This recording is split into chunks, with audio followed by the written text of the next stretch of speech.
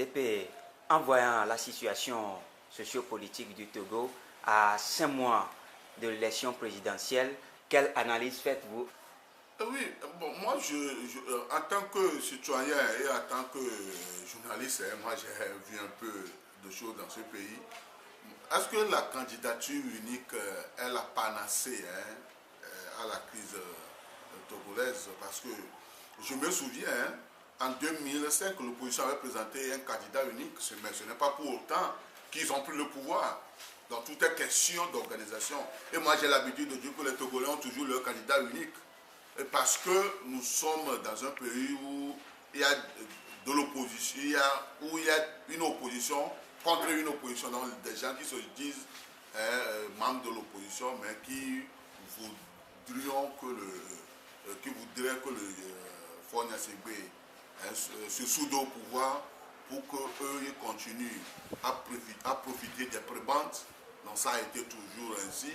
Donc moi au départ je sais que ça ne va rien donner, ces histoires de candidature unique, coalition arc-en-ciel, surtout coalition arc-en-ciel avec un rapprochement K-ANC, ça ne peut pas se faire parce que les gens du cas, le cas l'autre est dans une autre logique.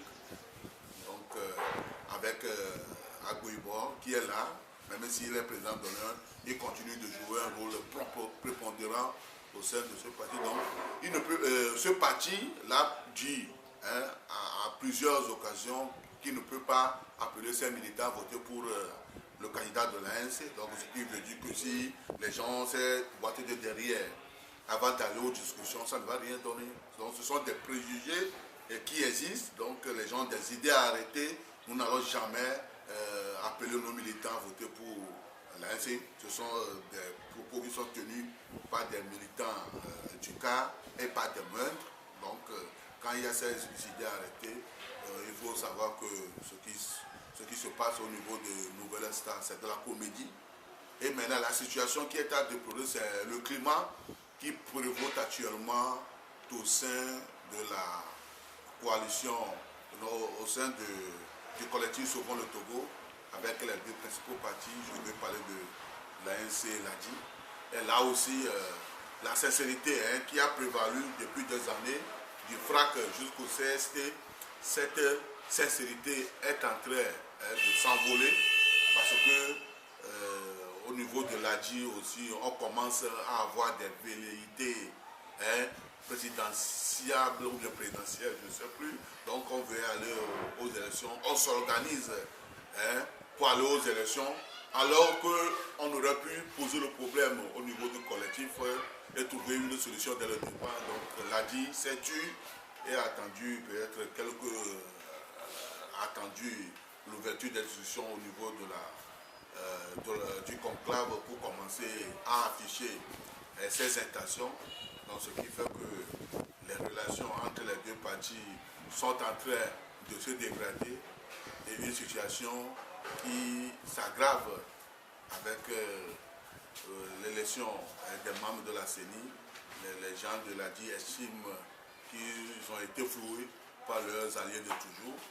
Donc, comme Jean-Pierre Fabre est revenu, on attend de voir quelle solution peut sortir des conciliabules. Mais ce qui est sûr, c'est que l'opposition, il se peut que certains se retrouvent par affinité, mais dire que l'opposition va présenter un candidat unique, là, ça va être une surprise. S'ils le font, c'est bon, mais s'ils ne le font pas, tout est question d'organisation. Donc, moi, pour dire que les histoires de candidature unique, tout ça là, ce sont des manipulations, ce sont des manipulations tant au niveau du pouvoir, parce que le pouvoir dit que non, ils sont allés aux élections en rang dispersé, c'est pourquoi nous on les a gagnés. Jamais. Le pouvoir n'a jamais gagné des élections présidentielles au Togo. Au moins de 1998 jusqu'à la présidentielle de 2010, le pouvoir n'a jamais gagné. Mais souvent on a tendance à dire que l'opposition est allée aux élections en rang dispersé, c'est pourquoi nous on gagne. Alors qu'à chaque élection, les Togolais eux-mêmes arrivent à choisir leur candidat et leur candidat unique.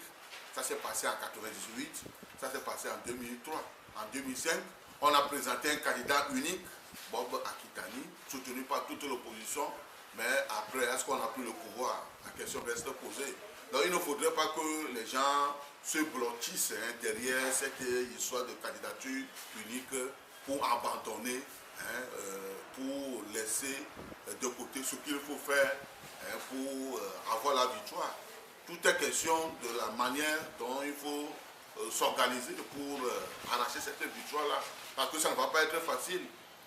Ça ne va pas être facile parce que certains Togolais estiment que le pouvoir c'est un héritage familial. Donc, et que papa leur aurait dit de ne jamais prendre le pouvoir.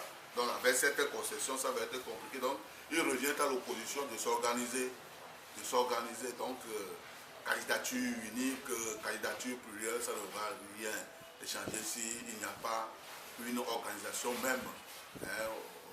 Chez les forces démocratiques, je veux parler des vraies forces démocratiques qui aspirent un jour à diriger, ces forces démocratiques qui veulent un jour diriger le Togo.